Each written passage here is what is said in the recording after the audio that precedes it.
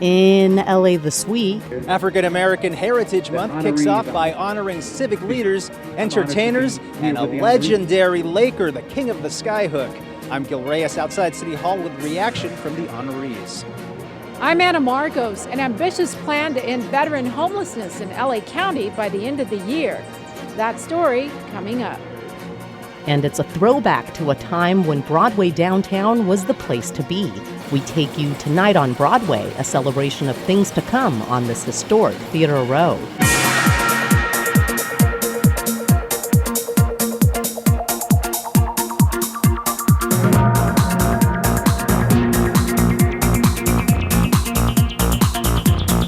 Hello and welcome to LA This Week. Thanks for joining us. I'm Ellen Chang.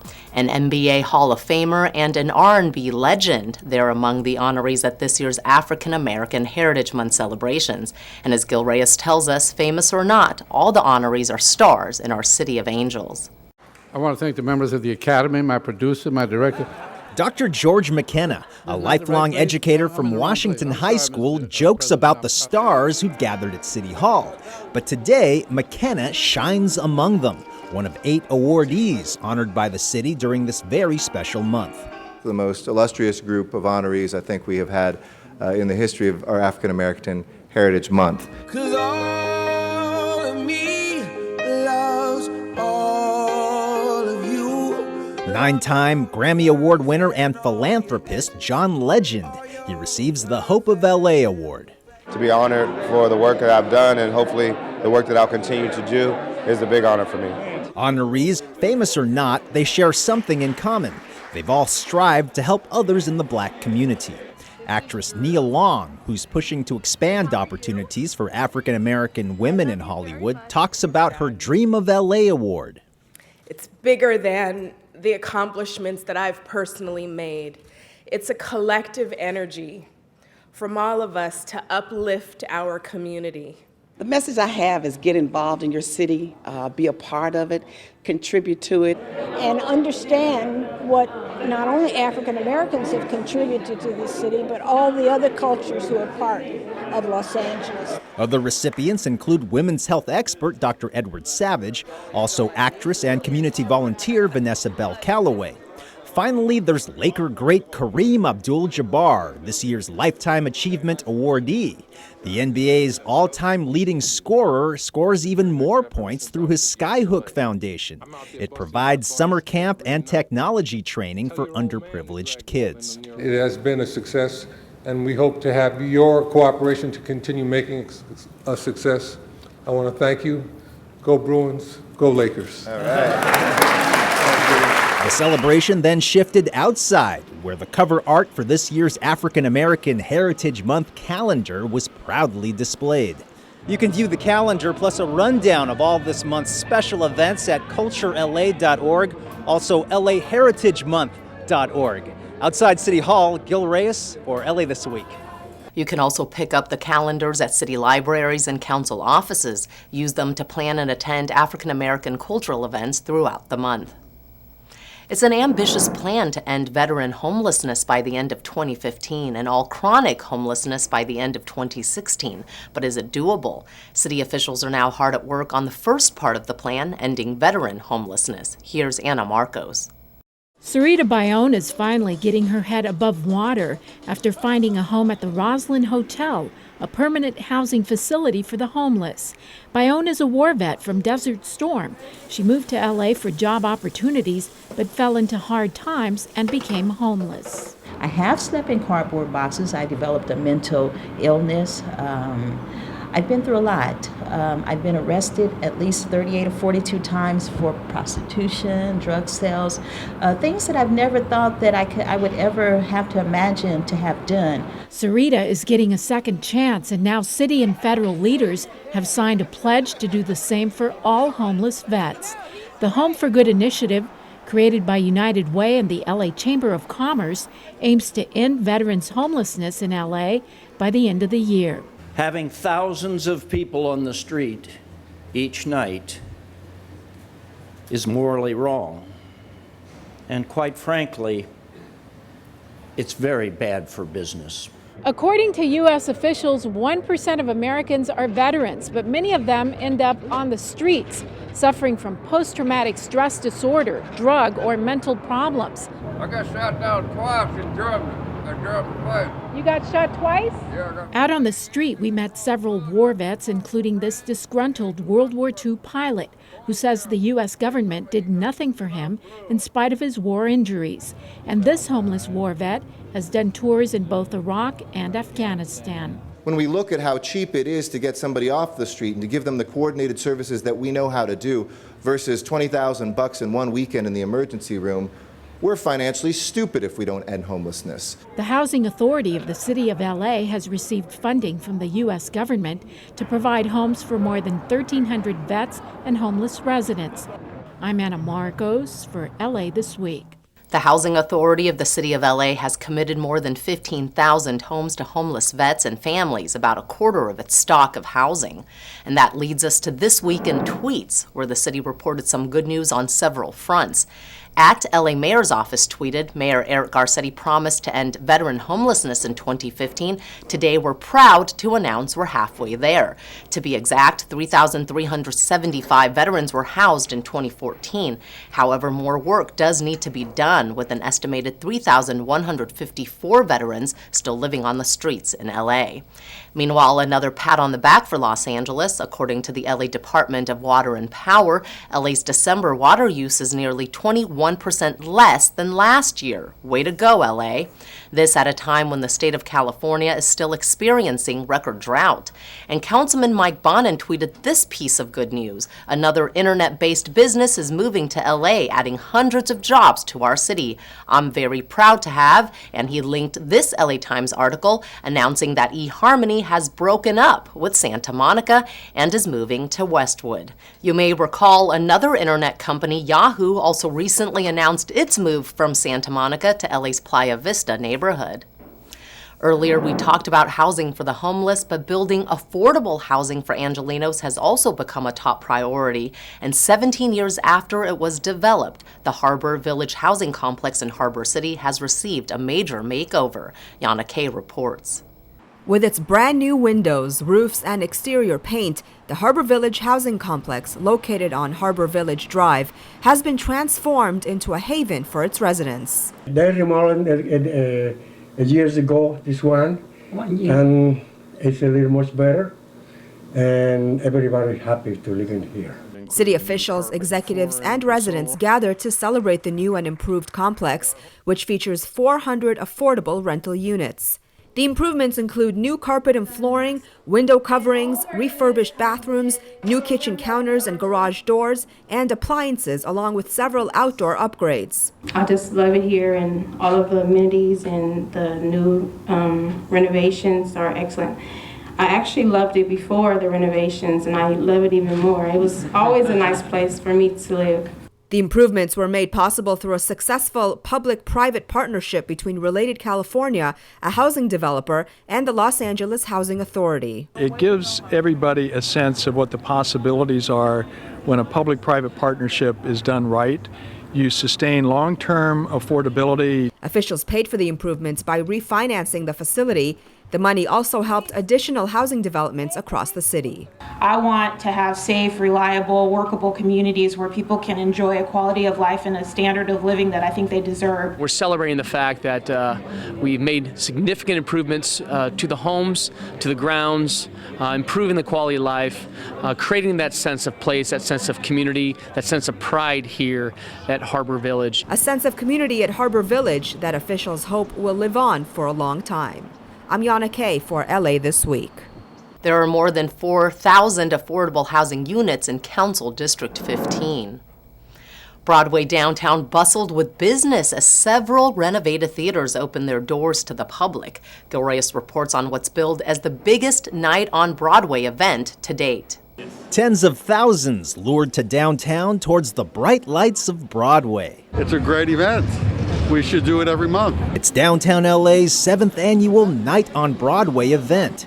7 of the street's most historic theaters renovated and opened for business all at the same time. This was a challenge because this event goes all the way from the $1 Million Theater at 3rd Street to the Ace Hotel past 9th. And it's a huge number of theaters, 7 venues, the first time in decades that this many venues have been open on Broadway on the same night. And they each hold thousands of people. So we were interested to see how this all turned out. But as you can see, there's a ton of people down here enjoying Broadway. With schedules in hand, visitors planned their evening, then filed into venues to watch a movie or a local band. Visitors also got a chance to spread their wings and sample some out-of-this-world performance art. The evening, part of Council District 14's Bringing Back Broadway campaign. For the past decade, it's renovated aging theaters back to their original glory, preserving the past while bringing new shops, visitors, and possibilities to a strip of downtown that used to be dead. More and more people are really attracted to the history and the culture and this sense of renewal that you're seeing on the Broadway corridor. Broadway resident Don Goldberg likes what he sees but wants to see more. Well, in terms of infrastructure, I think the sidewalks need some work. I know that's a big project. If we could get more events in the theaters and have the theaters available to more people more often, that would be great. Broadway like this every month? We'll just have to see. This could be a preview of things to come. On Broadway in downtown LA, Gil Reyes for LA This Week. Some 5,000 people stopped by last year. This year, tweeters estimated the crowd to number around 30,000 visitors. Adopting or becoming a foster parent, these are big decisions. And recently, LAPD officers who took that step by opening up their hearts and homes share their stories in the hopes of encouraging others to do the same. Here's Rasha Goel. On duty or off duty, LAPD officer Keith Thornton is a hero to his 3 kids. He describes it as a journey and talks proudly about fatherhood and adoption. It's not so much as with me, it's about the 3 kids that I've taken on, which is a nice sibling group. And for these guys to just call me daddy and run to me and just have me there day in and day out, when I'm at work and when I'm at home, that's the greatest gift ever. Officer Thornton recently joined other LAPD officers who have adopted to encourage fellow colleagues and civilians to consider foster or adoptive parenting. Among them, 17-year veteran LAPD officer Julie Munson and her husband, Detective Victor McDowell, who adopted a baby boy after a miscarriage. Their son is now 9 years old. Our journey was so long. It was, 2 or 3 years of that moment. But when you get that phone call, Julie, I think I found your baby. Officials from the Department of Children and Family Services say nearly 10,000 calls come in a month reporting neglected or abused children, and currently 500 children are waiting for adoptive parents. Sometimes if we do have to remove the children, they can be placed with relatives, but every day we have children that we remove that we need to find a temporary foster home for them. And among those who say their foster families changed their lives are LAPD officer DeAndre James and 20-year-old Tawanisha Burgess. I was still able to be a productive citizen through foster care, and I made it. So if you guys are thinking about adopting, I think it's perfect. I knew that I wanted a family. I just didn't know when was it going to happen or anything like that, and for me, they changed my life. Officials from LA County's Department of Children and Family Services say adopting through their agency won't cost you money. All it takes is a little tender love and care. In downtown LA, I'm Rasha Goel for LA This Week. For more information on how to become a foster or adoptive parent, you can call the LA County Department of Children and Family Services at 1-888-811-1121 or log on to shareyourheartla.org. It's a tale of 2 families in South LA, one grateful that 2 murder suspects are finally behind bars. The other hopes reward money will flush out the driver who bolted from the scene of a deadly accident. Gil Reyes reports. The family of 62-year-old Maria Rivas reacts following the arrests of her 2 accused killers. We just want to thank the whole LA PD department, the detectives, everyone that was involved, and all the support of everybody that came forth and showed us love. Thank you. Police say Rivas was carrying groceries when she was attacked from behind and stabbed to death on the street. The suspects made off with her purse. This happened near Adams Boulevard and Catalina Avenue in December. Last month, tips led police to the suspects, 18-year-old Kenyatta and Keyshawn Blake, twin brothers who police say may be linked to a series of robberies and assaults in South LA. Anyone with additional information should call police. Some 3 miles south of the Rivas killing, another horrible crime took place. This one, a deadly hit-and-run accident here on Slauson and Denker Avenues during the early morning hours of Sunday, January 4th. Killed in the crash, 39-year-old Treva Arnold, a mother of 2. Witnesses say her killer may have been driving a silver or tan Honda, Toyota, or Volkswagen. The family hopes a $50,000 reward will lead to the driver. There are others in danger of this person as long as they stay on the street. Another family may feel the pain that we feel, and it needs to stop. So this is our third hit-and-run case in the last 13 months where a person is deceased. Those numbers just in Councilman Bernard Parks' South LA district. The city of LA as a whole experienced 27 hit-and-run related deaths last year, 27 deaths too many. In South LA, Gil Reyes for LA This Week. The city is offering a $50,000 reward in the Treva Arnold hit-and-run case. Anyone with information should contact South Traffic Division officers at 323-421-2500. The head of LA's airports announces her departure. A city employee is recognized for using common-sense solutions to save taxpayer dollars. And a university changes its mind about cutting a path through a local park and in turn donates a big sum of money. These stories in CityBeat. Mayor Eric Garcetti presented the second Mayor's Civic Innovation Award to Bureau of Engineering surveyor John Tosto for finding a new way to do his job that saves time and taxpayer money. Tosto used a smartphone, the Google Earth app, and a bicycle to mark mile intervals and main entrance markers along a 7-mile stretch of the LA River bike path. Previously, this would have required a 3-person crew working on the ground for 2 weeks, but Tosto was able to do the job himself in just 2 days. The city's Bureau of Engineering Survey Division is now adopting Tosto's system to digitally map locations during street projects. The Mayor's Civic Innovation Award is given to LA City employees who develop creative and common-sense solutions to everyday problems. Gina Marie Lindsay, who for 8 years has led the city agency that operates Los Angeles International Airport, has announced that she plans to retire. Lindsay has been the executive director of Los Angeles World Airports since June 4, 2007. Lindsay said in a statement, "This is an appropriate time for a transition." LAX is currently undergoing a major multi-phase renovation. Mayor Eric Garcetti praised Lindsay, saying Lindsay is one of the nation's finest aviation executives, and that's why LAX is now on its way to becoming one of the world's best airports. USC joined residents in Boyle Heights for a $1 million check presentation recently at Hazard Park, after the councilman representing Boyle Heights negotiated with USC to abandon plans to build a street through Hazard Park as part of their plan to expand the USC Health Sciences Medical Campus.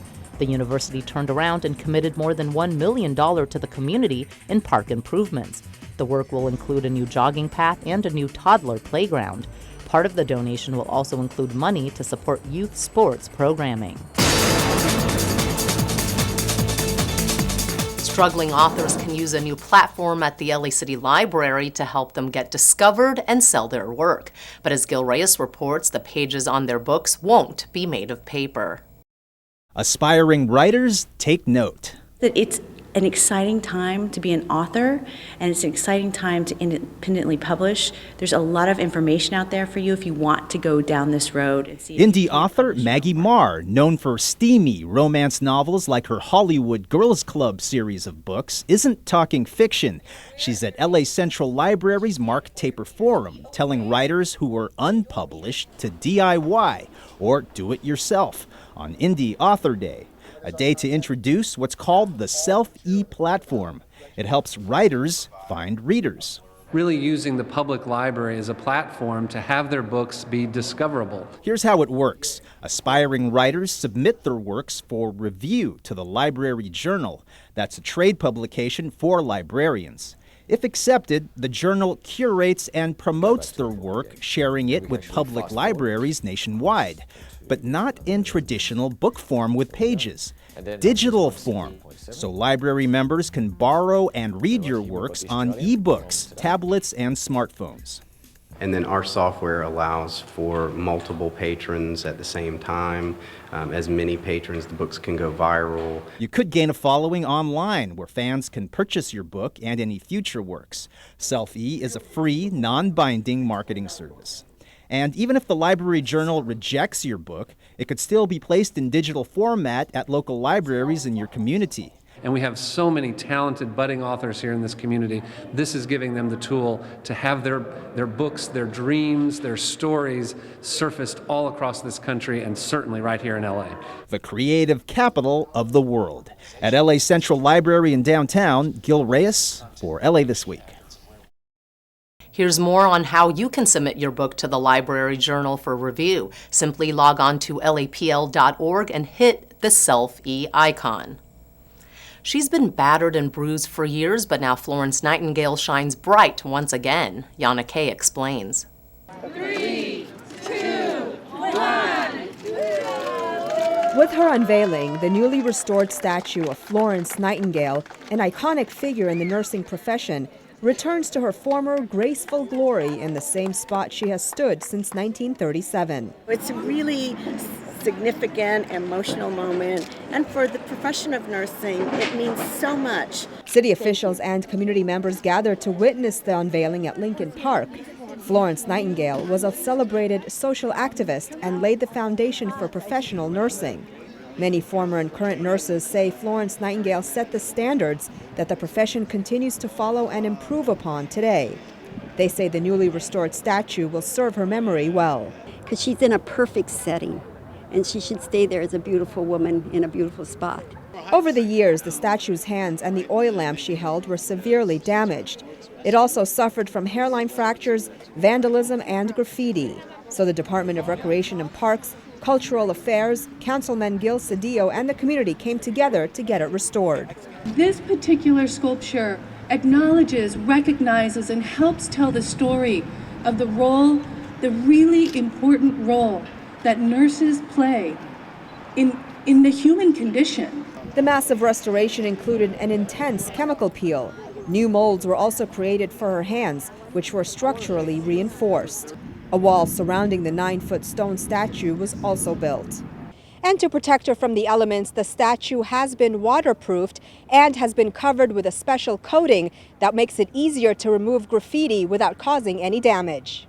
We're reclaiming the park. It's one of a half a dozen things that we're doing to transform this park and make it open and accessible to the entire public. And officials hope this newly restored Florence Nightingale will be the main attraction. I'm Yana Kay for LA This Week. City officials also took the opportunity to add new landscaping, including water-tolerant plants and roses. In this week's list of things to do, the Hollyhock House reopens. Kids learn the art and craft of movie trailer editing. And date night, how about a play on Valentine's Day? Walk right in, as in Frank Lloyd Wright. The famed Hollyhock House, designed by the iconic architect, has been closed for restoration work. But on Friday, February 13th, it will reopen for free self-guided tours. For one night only, 24 hours to be exact, the public will be invited to visit from 4 p.m. on Friday the 13th to 4 p.m. on Saturday the 14th. The admission fee will be waived until 11 a.m. Saturday. Visitors are invited to share their photos via social media with the hashtag #RightAtNight. After its reopening, the Hollyhock House will resume regular operating hours from Thursdays through Sundays for an admission fee. The National Historic Landmark is located at Barnsdall Art Park at 4800 Hollywood Boulevard. Go to barnsdall.org for details. And when was the last time you went to the theater? On Valentine's Day, take your date to East West Players Farce, Washer Dryer at the David Henry Wang Theater in Little Tokyo at 120 Judge John Iso Street. Why is Sonia so hesitant to introduce her new husband, Michael, to the people in her building? Why does the doorman keep calling her about a package in the lobby? Tempers and misunderstanding flare and mayhem ensues as the arrival of Michael's mother, some nosy neighbors, and Sonia's best friend force Michael and Sonia to reevaluate their relationship. The 2-hour play starts at 8 p.m. Go to eastwestplayers.org. Kids ages 10 through 14 are in for a treat as the Hammer Museum hosts Long Story Short, the art of editing movie trailers, on Sunday, February 15th from 11 a.m. to 1 p.m. Students venture inside the art and craft of movie trailer editing, exploring the concept of summarizing a 2-hour movie in a matter of minutes. The instructor, John Lefkovich, is an award-winning filmmaker and editor in film and television advertising. The class is being offered for free in collaboration with 826LA. Reservations are encouraged as there is a waiting list already.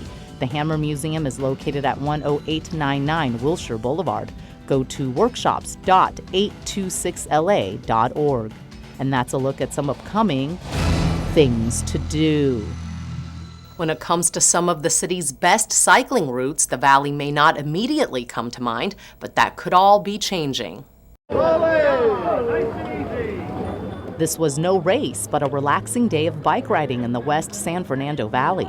Went to this last year. It was a lot of fun. Had a good turnout. This was the second annual Blumenfield community bike ride that took cyclists on an 8-mile ride from Councilman Bob Blumenfield's field office at Van Owen Street in Reseda, along the Los Angeles River, and back down along the Orange Line route on Victory Boulevard. It's a chance to bring together a coalition of folks to take a nice, fun bike ride through the 3rd Council District and see different elements of the district together. For Garrett Hennessy, events like this give him and his kids a chance to bond. I just wanted to bring the kids out for a nice bike ride with the community and spend some time with the family. The ride also promotes health and fitness and community pride. I'm in a fitness program. I just lost 100 pounds, so this is how I'm going to stay in shape.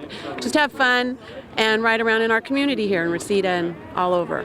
In fact, the Valley may just be the next nexus of new public transportation projects and pedestrian bikeways. Councilman Blumenfield recently joined LA Department of Transportation officials to host a town hall meeting to highlight what the mayor's Great Streets program has in store for the Valley's public spaces, as well as to hear from residents on their transit priorities and ideas. I'm a strong supporter of alternative modes of transportation, and like to use the bike whenever I can, and also the metro, and encourage other people to do so as well.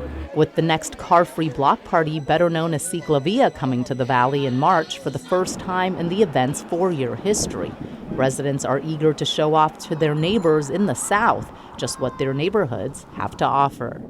The next CITYBEAT in the Valley takes place Sunday, March 22nd in the communities of North Hollywood and Studio City. That's going to do it for this edition. Thanks for joining us. I'm Ellen Chang. A reminder that you could catch us online at lacitywiew.org. You can also follow and like us on Facebook, and our Twitter handle is @LATW35. We'll see you back here next week for more of LA This Week.